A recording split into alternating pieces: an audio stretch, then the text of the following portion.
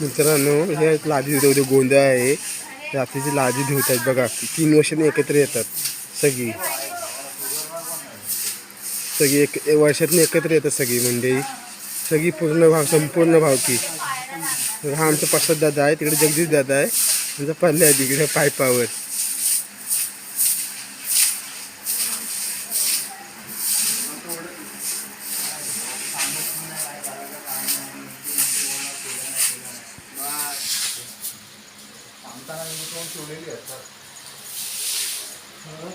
हिशोबाला बरोबर तोंड उघडतं.